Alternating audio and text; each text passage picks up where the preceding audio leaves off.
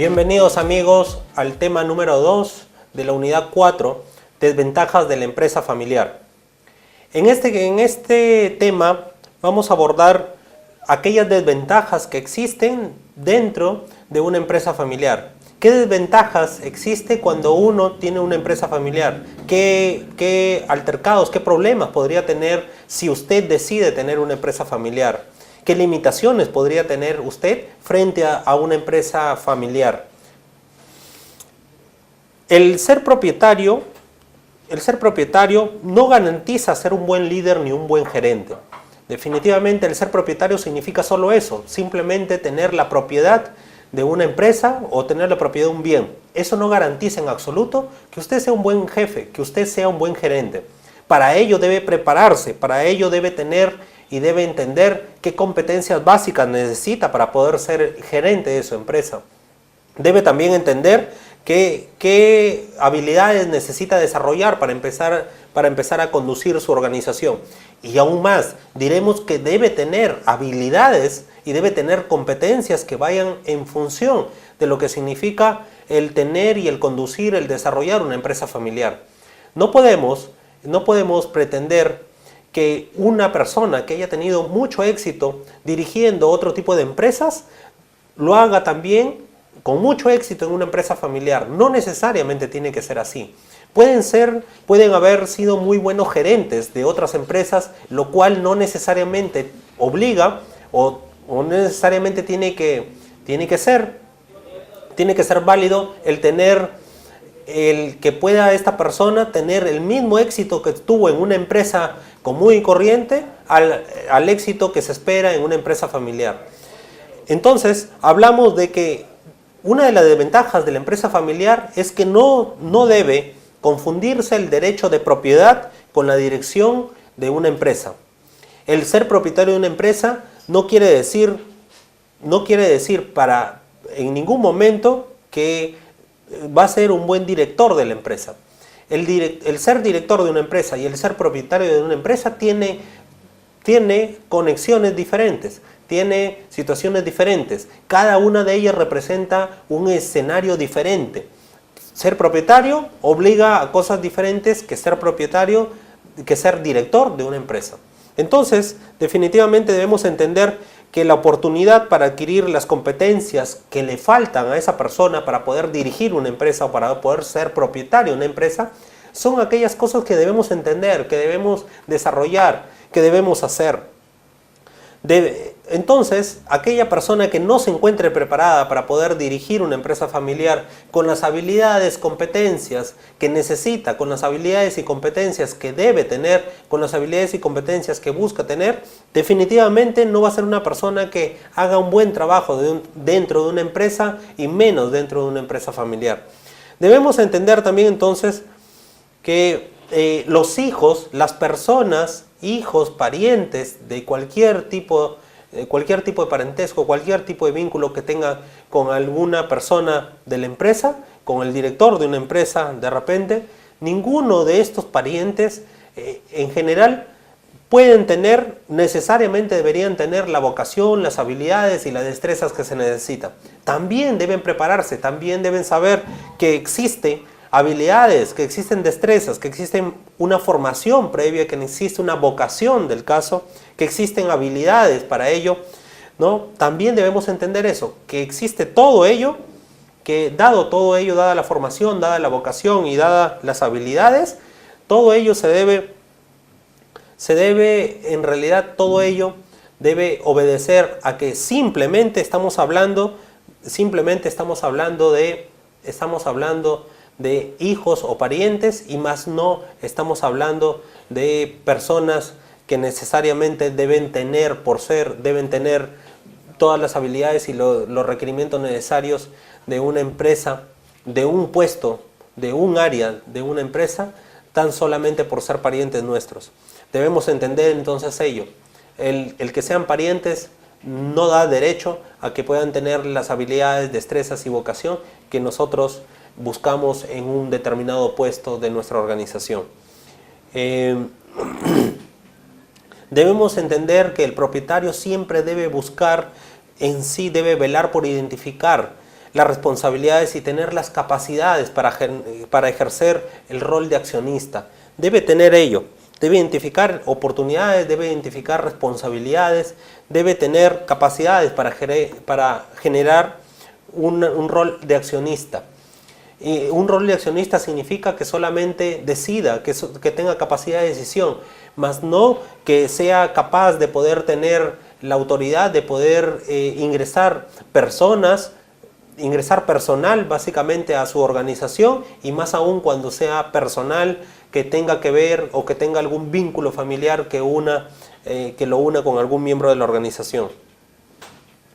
Para todo tipo de puesto dentro de una organización siempre se requiere experiencia, se requieren conocimientos, se requiere desarrollo y crecimiento. Se requiere todo este tipo, todas estas condiciones, todas estas características que hemos mencionado y quizá muchas más. Se requiere de mucho para desempeñarse hoy en día en una organización, más aún en un área directiva de la organización. Sea cual sea el puesto, sea cual sea el cargo, generalmente siempre se va a buscar experiencia, se va a buscar personas que estén capacitadas, que tengan las competencias y las habilidades necesarias para desarrollar las funciones y responsabilidades que se le han encomendado. Siempre se va a buscar ello. Sin embargo, lo que debemos saber, lo que debemos siempre tener claro es que nuestros parientes deben tener estas habilidades, esta destreza, estas competencias que buscamos. Si no las tienen, definitivamente no podrán ser parte de la organización. Y no podrán ser, menos aún, no podrán llegar a los objetivos que la organización se ha establecido. Debemos tener claro eso para que después no nos estemos arrepintiendo de por qué razón es que contratamos a un familiar si no tenía las competencias y las habilidades que nosotros requeríamos en su momento. Otra de las desventajas de la empresa familiar es confundir los flujos económicos en la empresa familiar. ¿Qué significa confundir los flujos económicos? La empresa familiar, como cualquier otra empresa, genera un valor económico, genera ganancias, genera riquezas, a través del movimiento del dinero, por supuesto que sí. Entonces el valor lo puede generar para proveedores, el valor también se puede generar para clientes, el valor se puede generar para una empresa misma, se puede generar valor para los accionistas también. En el flujo del dinero la empresa tiene que tener claro que todas las personas merecen recibir lo justo respecto a un rol o a un área o a una función específica.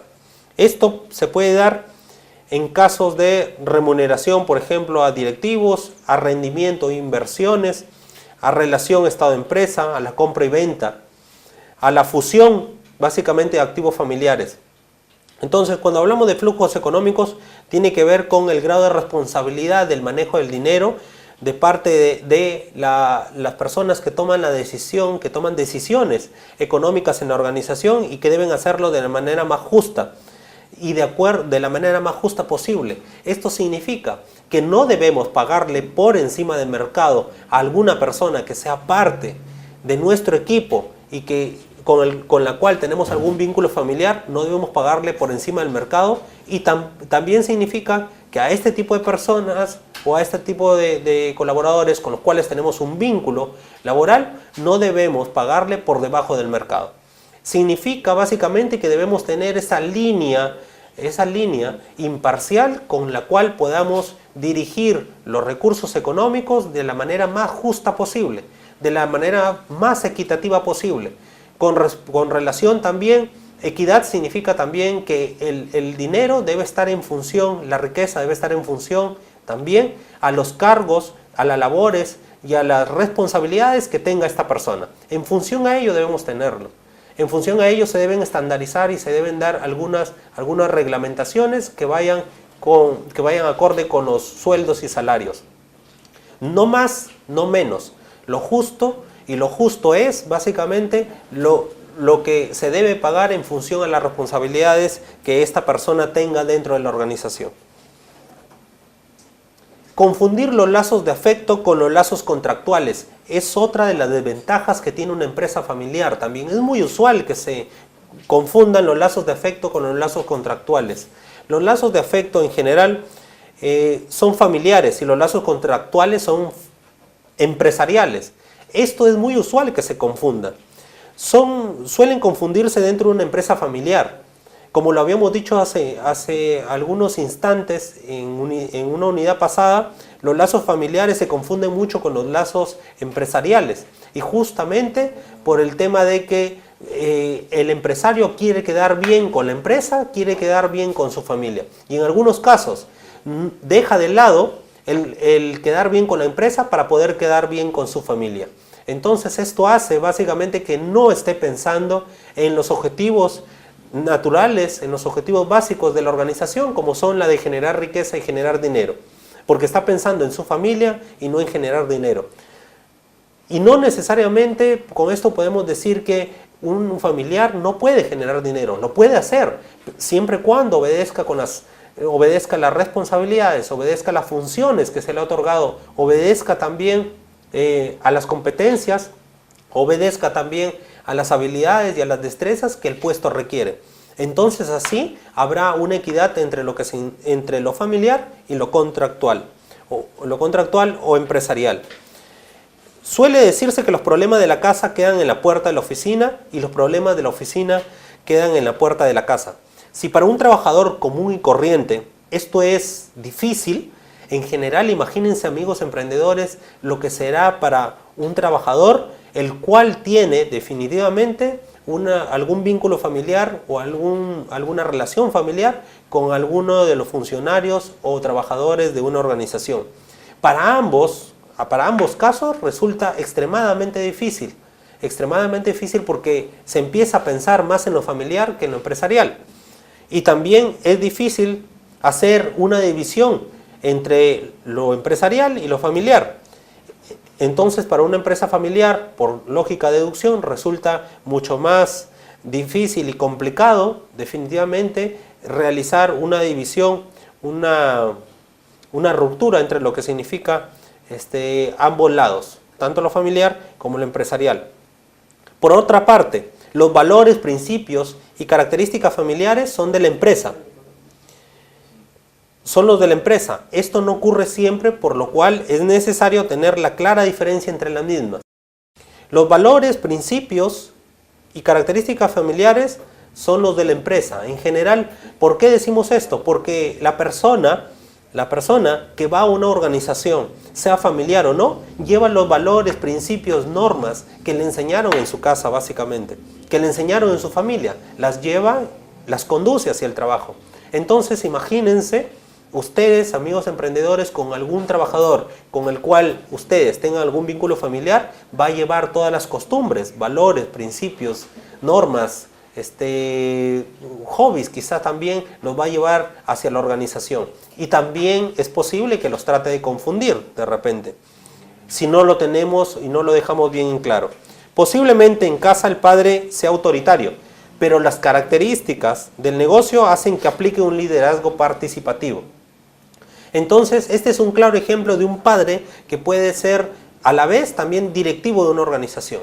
Aquel que en su casa es autoritario, pero en la organización sabe que no puede ser autoritario y que tiene que ser un líder participativo. Es decir, un líder que tenga acuerdos, que someta acuerdos, que sepa negociar, un líder que amplíe el rango de comunicación entre las personas y entre los colaboradores de la organización.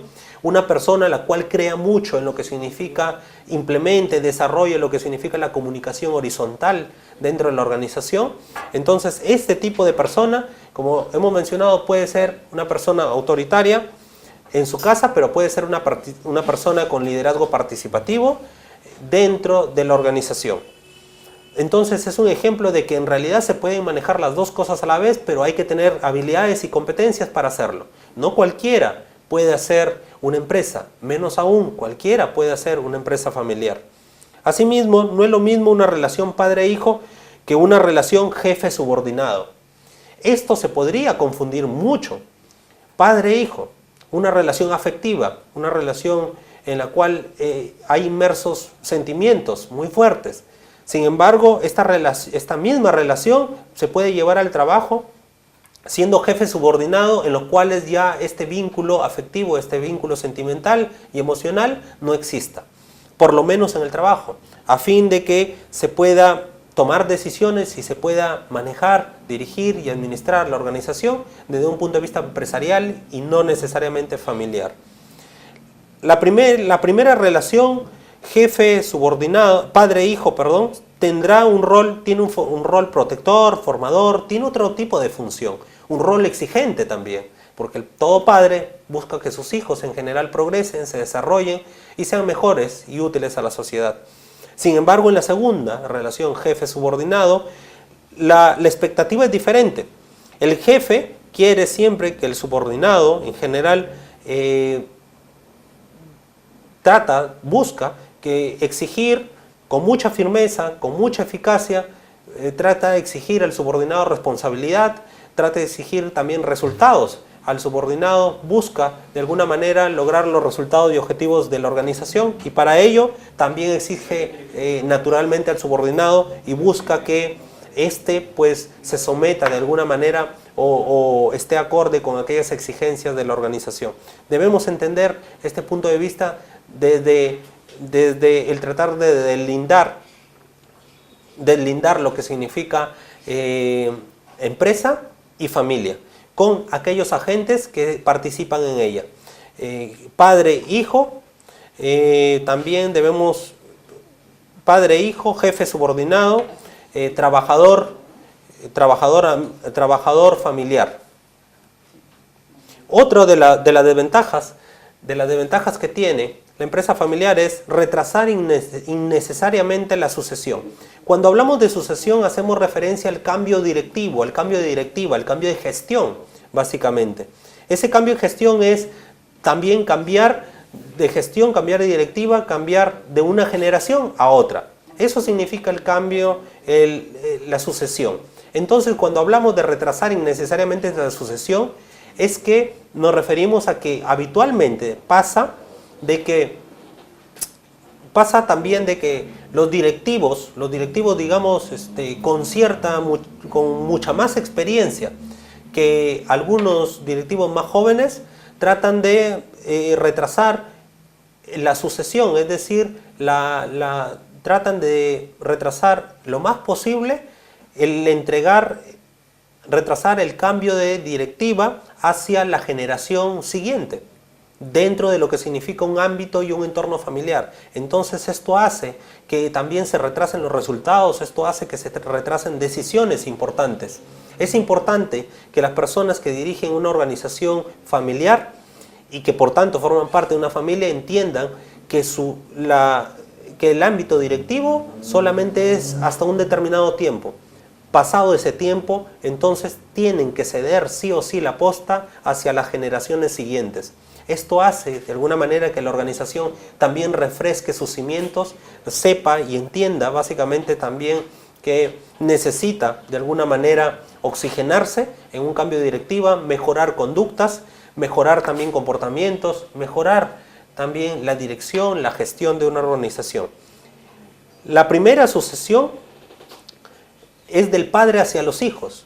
Esa es la sucesión más usual, es la más común, designando como sucesor a su sucesor como jefe y traspasando la propiedad a sus hijos. Es lo más normal y es lo más común, es lo más tradicional que se hace en las organizaciones familiares. El padre deja herencia y deja sucesión a los hijos. Básicamente la sucesión es la gestión de la organización y la herencia vendría a ser también la riqueza, las utilidades y también de alguna manera el cargo que ostenta dentro de una organización. La sucesión tiene un tiempo como lo referíamos hace un momento, y se sugiere que la sucesión debe iniciarse aproximadamente en 10 años antes de que esta se espera que ocurra. En 10 años, en promedio, ya debe haber una sucesión de parte de directivos, los directivos iniciales de una empresa familiar a los directivos de una generación distinta a la primera. Y es que la sucesión requiere una preparación especial, que requiere también transferir conocimientos legales, contables, operativos, es decir, todo lo que ha hecho la empresa, cómo se maneja la empresa, cómo se ha desarrollado la empresa, cómo ha crecido la empresa. Todo este bagaje de conocimientos, indudablemente es necesario transferirlo como conocimiento para aquellas generaciones que recién están tomando la posta, definitivamente, y tarda tiempo, toma su tiempo, no es nada fácil transferir conocimientos. Y transferir también transferir la materia prima, el know-how de la empresa hacia aquellas generaciones que van a seguir con los destinos de la organización. Hacia aquellas personas que van a seguir, personas y familiares que van a seguir con los destinos de la organización. Otro punto importante también, se requiere generar experiencia, aprender a gestionar el negocio. Dijimos hace un momento que los negocios, por más que pertenezcan al mismo sector, al mismo giro de negocio, no son iguales, no se manejan igual, no se administran igual. Cada negocio tiene políticas diferentes, tiene culturas diferentes, cada negocio tiene cosas diferentes dentro de sí. Cada negocio ha nacido de una manera diferente, cada negocio es muy particular. Entonces esto hace que hay que generar la experiencia del caso para que puedan, definitivamente a la vez, las generaciones que vengan puedan y sepan gestionar adecuadamente el negocio y seguir con el recorrido y la marcha que este negocio ha tenido durante el tiempo que se encuentra en el mercado. Otro punto importante es también que hay que formarlos en habilidades. A estas generaciones debemos formarlos en habilidades. Las habilidades que debemos formar básicamente es para que conduzcan a las personas, para que manejen los recursos. Es decir, estas personas deben tener habilidades de liderazgo, deben tener habilidades de comunicación, deben tener habilidades de negociación, deben ser personas muy preparadas en esos 3 ámbitos específicamente. Esto implica que la sucesión, si usted, amigo emprendedor, pensaba que la sucesión en realidad era fácil, no es nada fácil. Por eso que no se recomienda que vaya más allá de los 10 años. Se recomienda que dentro del periodo de los 10 años ya se esté preparando y se esté avisorando a la persona o al familiar dentro de una generación familiar, se esté avisorando, se esté monitoreando, se esté vigilando a una persona o a las personas que en este caso vayan a asumir las riendas del negocio después de esta sucesión. Se recomienda también que estas personas sean ya parte de la empresa para que no haya mucho o no se tome mucho tiempo a partir de la transferencia de conocimientos, no se tome mucho tiempo en la generación de experiencia, no se tome mucho tiempo tampoco en la formación de habilidades. Esto va a hacer que en menos tiempo la empresa pueda seguir su rumbo, seguir su marcha, sobre todo por la misma dirección en la cual ha ido y la dirección que, como es muy usual en muchas empresas, la dirección que durante años se ha mantenido. Entonces, debemos entender esas 3 cosas. Es necesario transferir conocimientos, todo lo que hace la empresa en las diferentes áreas. Es necesario generar experiencia. La persona que conduzca la empresa debe conocer muy bien la gestión de ese negocio, no necesariamente de otros, de ese negocio. Debe también tener las habilidades necesarias para conducir los destinos de la empresa y los recursos de la misma. Un caso muy interesante dentro de esta organización, dentro de una organización, definitivamente de una organización familiar, es el caso Cola Real. Es un caso interesante, un caso que muchas personas han escuchado, han estudiado también. Y es un caso del cual podemos definitivamente y da mucho para aprender. Cola Real, la familia Añaños, hoy llamados AG Group, también ya grupo AG, de un tiempo a esta parte el apellido Añaños se hizo popular. Definitivamente en los diarios, revistas, televisión, etc. A partir de que comenzó a volverse más frecuente. Y es que esta familia muy humilde, naturales de Ayacucho, familia de agricultores afectada por el terrorismo, en la década de los 80 empezó a construir un negocio que hoy factura 300 millones de dólares, nada más y nada menos, en sus plantas de gaseosa de Cola Real.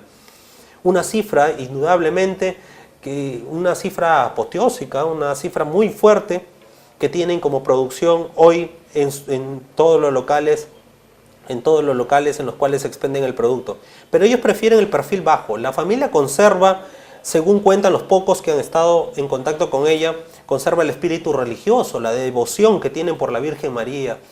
En general, Esta empresa no suelen conceder entrevistas, no posan para fotografías, han añadido su éxito al misterio. Solamente lo único que han hecho es apostar básicamente a la fundación, y todo siempre casi a puertas cerradas, sin mucho aspaviento. Nunca han sabido multiplicar un mensaje y hacerse muy mediáticos. Al contrario, siempre han mantenido mucha reserva, mucha cautela a partir de lo que han logrado. La adversidad tras las consecuencias. El que la sufre o se entrega a la derrota o se supera, venciendo dificultades, superando las trabas, los impedimentos, es básicamente uno de los lemas que tiene la familia de Ñaños, ¿no? Superar la derrota, superar y vencer dificultades, superar trabas, superar impedimentos. Eso es el concepto de la familia Ñaños. Podría parecer una locura, pero ellos decidieron quedarse en su ciudad natal, Ayacucho, prácticamente tomada la violencia. Recordemos, en estos tiempos había una intensa actividad terrorista en esa localidad, y a partir de ello es que nace esta empresa, esta familia Ñaños, aun cuando existían estos remanentes terroristas insertados en esta localidad, con una actividad terrorista muy fuerte, dañina indudablemente para el Perú y aún más para las zonas de la sierra y la selva central, donde indudablemente no permitían tampoco, tal era la dimensión de la actividad terrorista, que la gaseosa, básicamente las bebidas gasificadas de otras marcas que no es Cola Real, no permitían, estas remanentes terroristas no permitían el ingreso de las mismas, y no permitían que los pobladores de esa zona puedan acceder a este tipo de bebidas gasificadas. Es ahí donde nace la familia Ñaños, ante una imperiosa necesidad de estas personas de la sierra, de la selva central, una imperiosa necesidad de refrescarse, de consumir bebidas gasificadas, cuando ninguna empresa de bebidas gasificadas era apta para poder ingresar en esas localidades. Entonces, cuando nadie se atrevía a invertir un sol básicamente en esa localidad para poder desarrollar esa ciudad, entonces los hermanos Añaños, la familia Añaños, se puso los pantalones y decidieron invertir en su localidad, sacar adelante a su ciudad, y hoy por hoy ser una de las empresas más reconocidas a nivel nacional y mundial.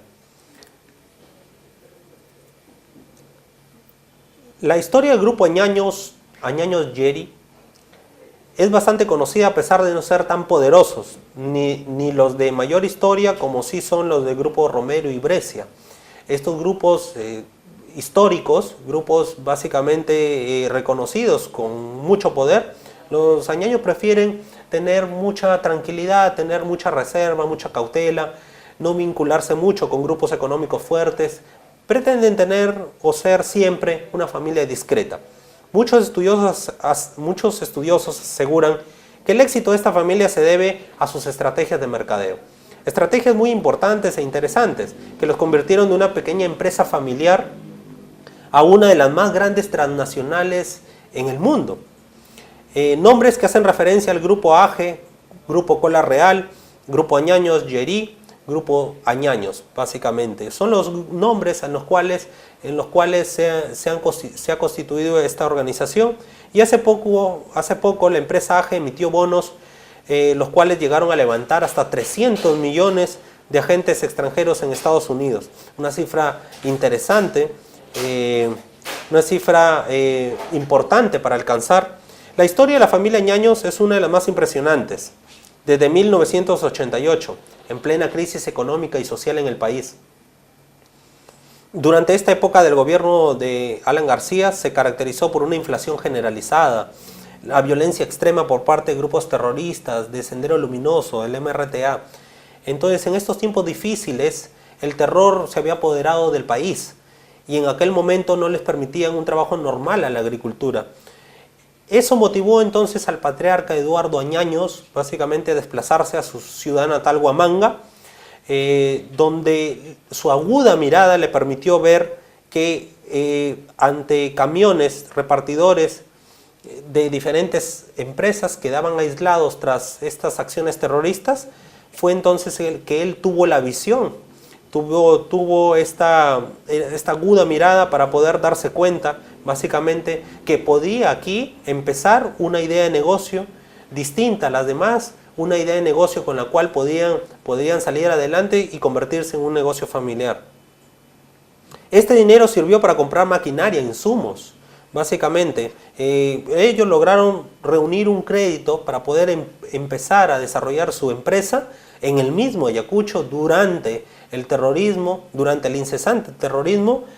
Solicitaron un crédito el cual más o menos estaba en promedio en $30.000. Este dinero sirvió para comprar maquinarias, para comprar insumos y para fabricar la emblemática Cola Real, con la que nacieron y empieza toda esta historia de la familia Ñaños.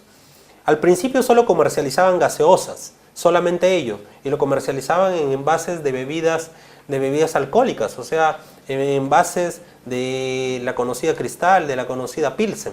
Ahí se envasaba la gaseosa Cola Real, obviamente con la chapa de Cola Real, con etiqueta de Cola Real, pero con un envase de cerveza.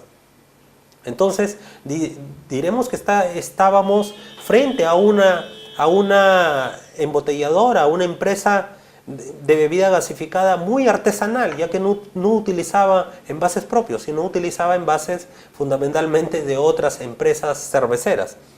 Entonces, después de Huamanga, se extiende hasta Ayacucho. De Ayacucho llega a Andahuaylas. Entonces, poco a poco estaba distribuyendo, digamos, sus acciones operativas de la bebida Cola Real hacia diferentes lugares. Estaba ampliando, digamos, su rango de acción hacia otros departamentos, hacia otras ciudades también, dentro de lo que significa la Sierra y la Selva Central, a pesar del incesante terrorismo. Entonces, el objetivo era ganar mercado en otras provincias, donde las grandes marcas internacionales, las ya posicionadas, no se encontraran vigentes, como por ejemplo, llámese Coca-Cola, llámese Inca Kola, etc. Este tipo de marcas, donde no podían llegar, donde no podían acercarse, es ahí donde KR quería llegar. Ese era su objetivo primordial, llegar donde otros no estaban llegando. Sucede entonces que se unieron, fue ampliando, digamos, de alguna manera su rango de acción, su rango de venta hacia otras ciudades como Sullana, Moyobamba, Tarapoto, Jaén. Fueron los lugares conquistados por esta gaseosa, que inicialmente comenzó con un bajo precio, con un muy bajo precio, incluso por debajo del mercado. Una característica importante en ellos era indudablemente innovar y competir. Apostaron por bajar el precio de sus productos. Esta fue la estrategia de mercadeo más fuerte. Estaban convencidos de que la única manera de ganarse el espacio de mercado era dentro del mercado de las gaseosas a nivel nacional, era con un buen producto ofrecido a bajo precio. De hecho, fue uno de los lemas con los que comenzaron. Gaseosa de calidad a un bajo precio. Hoy tienen más de $300 millones de ingresos anualmente. La primera máquina que adquirieron, una máquina llamada Atahualpa, que se encuentra en una de sus numerosas plantas en Perú. Esta máquina la adquirieron tras una norma, básicamente, que en Estados Unidos se dio durante el periodo del año 90.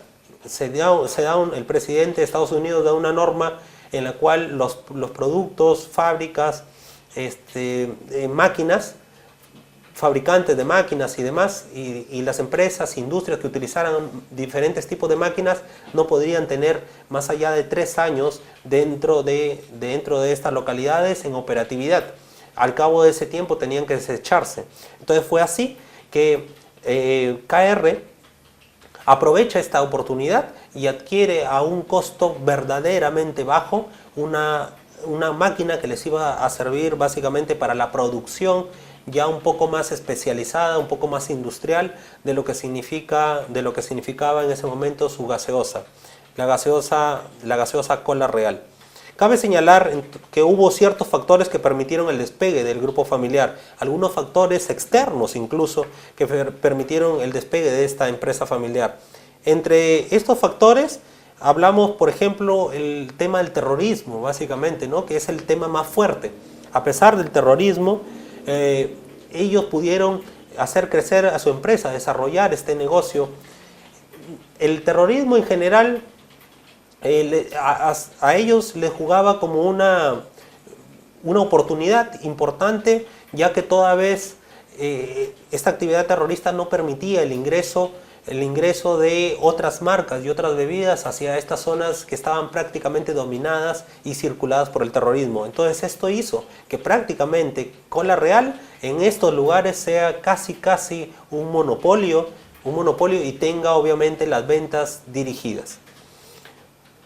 Los cupos que imponían los terroristas a todo aquel que deseaba movilizarse por estas tierras y la formación profesional de los hermanos Añaños hicieron que pudieran ellos entrar a la selva peruana. Y así, de a pocos comenzaron a conquistar el interior del país, hasta llegar con su producto emblemático Cola Real a Lima.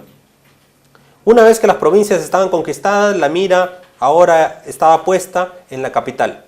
Y así fue.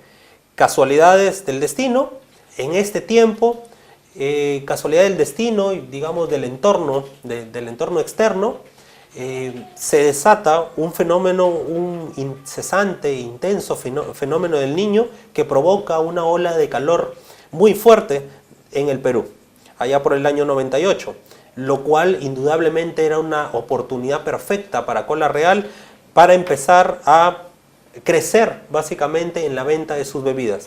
Y así fue.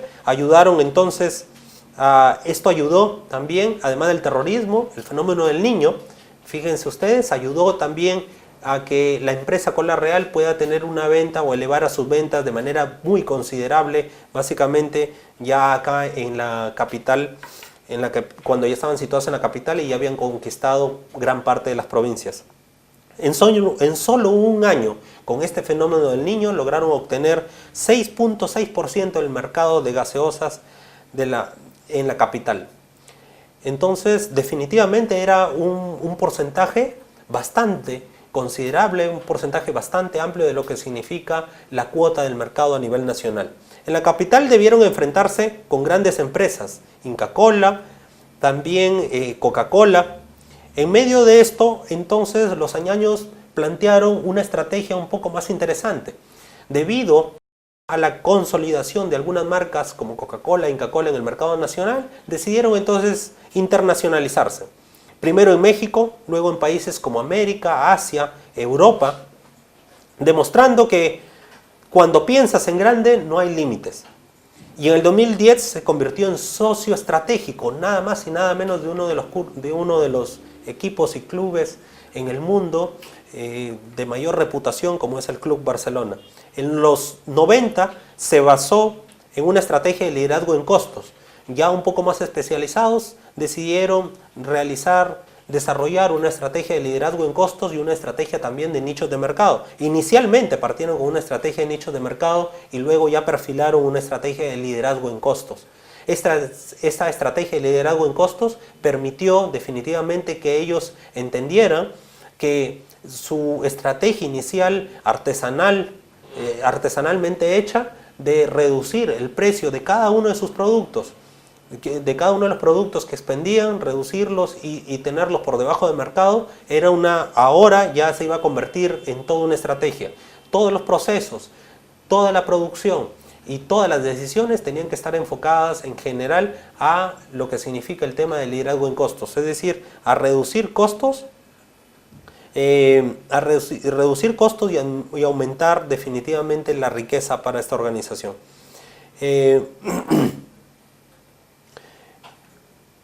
Y ellos definitivamente la estrategia de liderazgo en costos la desarrollan en un momento en el cual era totalmente factible la reducción de costos de parte de las bebidas gasificadas, ya que por el tema del terrorismo, las dificultades de ingreso, la dificultad de movilización básicamente de las unidades repartidoras de bebidas gaseosas habían hecho que las gaseosas llegaran de un litro, en ese entonces de vidrio, llegaran más o menos a costar 7 soles, hasta 8 soles en algunos casos, pagaba mucha gente por una gaseosa de un litro.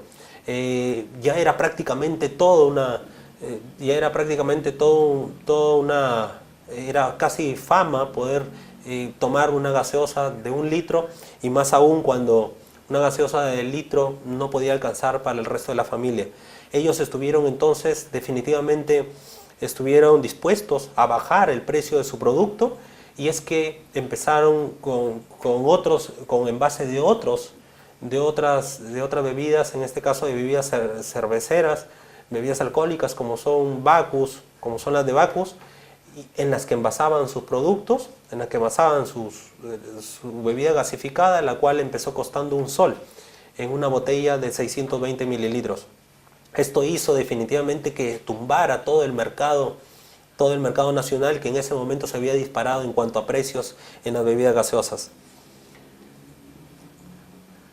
Hace un tiempo se originaron algunas disputas familiares. Como es obvio y como es natural, en toda familia definitivamente, y más aún en una empresa, existen disputas familiares, lo cual causó un gran revuelo, porque es así como grandes empresas se separan y terminan vendiéndose. Tenemos el caso, por ejemplo, el caso Wong, de supermercado Wong, termina vendiéndose por una disputa familiar, termina separándose los lazos familiares y los lazos empresariales de esta empresa, de esta organización. Finalmente se termina vendiendo justamente por esta disputa, pero esta familia Añaños ha sabido, a pesar de los obstáculos y disputas que han tenido, han sabido manejar la situación y han sabido llegar a un acuerdo. El mayor de los Añaños, Jorge Añaños, se queda con la marca Cola Real. También se le concede la exclusividad de las ventas de los productos de AGPER, los productos que específicamente se venden en Perú. Y por si fuera poco, ningún producto de AG Group podrá entrar al mercado brasileño sin el consentimiento de Jorge. Es decir, han distribuido zonas básicamente para cada sector, para cada grupo de las empresas y cada grupo de los hermanos también que forman parte de esta gran organización. Aunque se especula que esta empresa podría ingresar al mercado brasileño con su marca insignia Cola Real, pero en general hasta ahora hay ciertos límites. Han sabido trazar parámetros, han sabido trazar limitaciones para cada una de las marcas que los hermanos tienen como suyas. Arturo y Carlos Añaños se quedan con AG Group en Centroamérica y México respectivamente. El jugoso mercado mexicano, el que más gaseosas consume en el mundo, quedará al mando, como ya mencionamos, de Carlos Añaños. Entonces, Jorge Añaños tiene un cierto sector, Arturo y Carlos Añaños tienen otro sector dentro de lo que significa la internacionalización de la marca. Ángel Añaños se queda con el gigante mercado asiático, el fundador definitivamente. Esto incluye a Tailandia y próximamente también a China. Mientras que Álvaro se quedaría con Venezuela, Álvaro Añaños se queda con Venezuela y Ecuador. Vicky Añaños, otro de los hermanos también, se queda al mando de la Fundación Eduardo y Mirta Añaños. Es decir, cada uno de los sectores tienen un dueño diferente, un dueño diferente que forma parte de la familia Añaños, y entre ellos no realizan ningún tipo de competencia. Esto establece un protocolo familiar. Definitivamente aquí hay un protocolo familiar, un acuerdo familiar estrictamente familiar, respetable, que todos los hermanos deben respetar, un acuerdo, un pacto en el cual nadie debe romper, y cada quien tiene un sector para ellos, un sector que deben explotar y un sector que no debe ir más allá de lo que tiene. Este protocolo familiar entonces les permite tomar decisiones sin interferir en las decisiones o en los espacios de los otros hermanos. La flota de distribución de la compañía fue formada por pequeños empresarios. De esta forma, su inversión en los canales de distribución fue mucho menor de lo que esperaban. Este fue un punto importante también. El tema de la flota de distribución la formaron pequeños empresarios.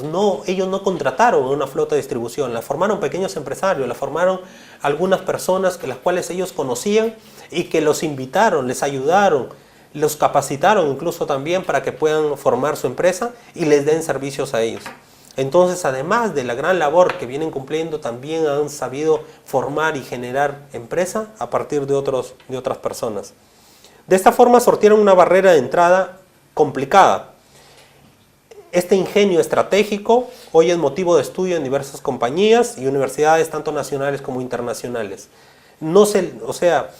Si ustedes, definitivamente como emprendedores, si nos encontramos en una situación como esta, podríamos de repente cometer el error que la flota de distribución o quien va a estar encargado de la distribución sea otra empresa diferente a la nuestra, la cual indudablemente en algún momento podría realizar una integración de repente hacia adelante y significar en potencia, una competencia estratégica, un competidor estratégico para nosotros, lo cual definitivamente mermaría nuestros intereses como organización. Sin embargo, esta empresa, Cola Real, al ver y al analizar el escenario, para no tener un competidor en potencia, lo que hizo fue agrupar a pequeños empresarios para que estos formen su empresa, realizar una alianza estratégica con ellos y que solo y únicamente sean distribuidores de esta marca a nivel nacional y con diferentes unidades operativas.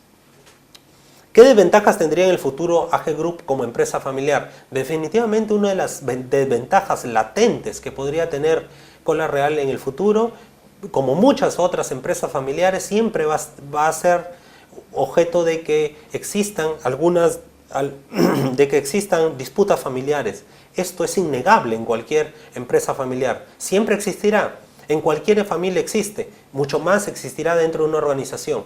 Entonces, a pesar de que existen las limitaciones, los reglamentos marcados básicamente dentro de la compañía AG Group, indudablemente podemos hablar de que una desventaja podría ser en un largo plazo, en un mediano plazo, podría ser las disputas familiares, unas nuevas disputas familiares, las cuales serían un escenario o un reto para esta familia, un nuevo reto para esta familia, ya que definitivamente hasta el momento han sabido solucionar, han sabido con ingenio y mucha creatividad, han sabido negociar y han sabido solucionar sus problemas internos y familiares.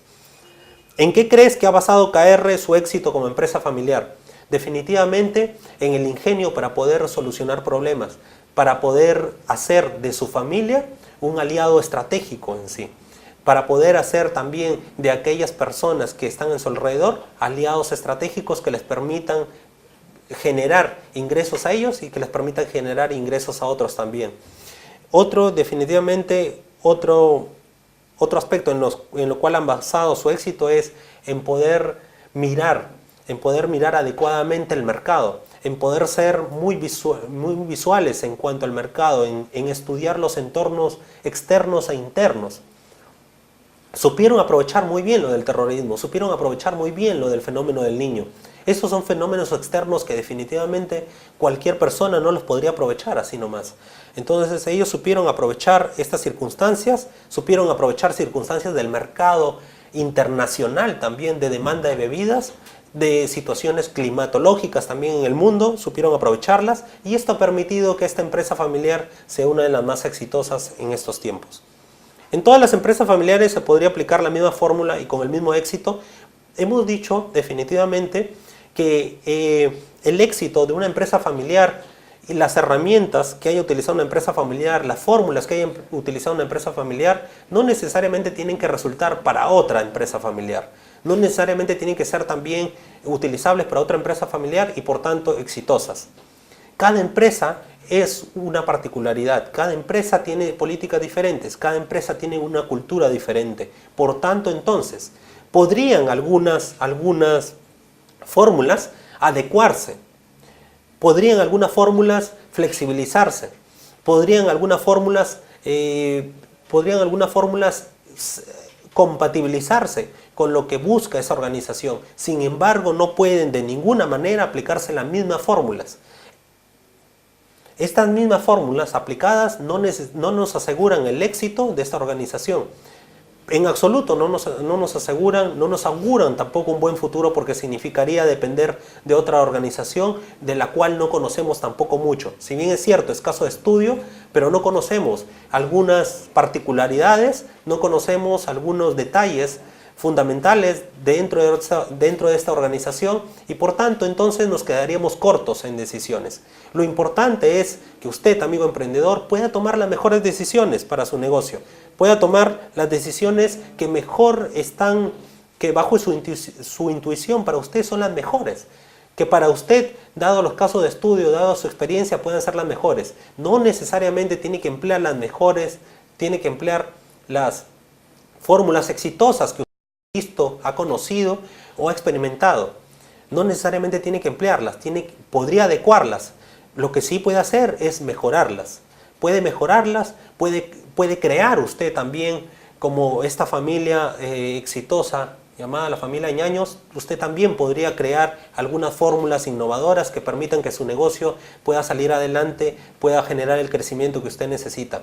Puede definitivamente hacerse eso. ¿Se puede lograr? Por supuesto que sí, amigo emprendedor. Usted lo puede lograr con sus convicciones, con su seriedad, bajo sus reglas, bajo sus políticas, bajo su criterio, bajo su innovación, bajo su inteligencia. Usted lo puede hacer, usted lo puede lograr.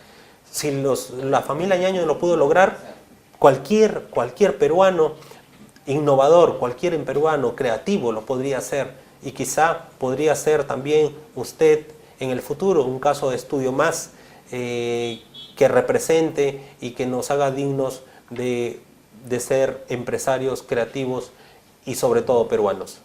Gracias, amigos, nos vemos en el siguiente tema.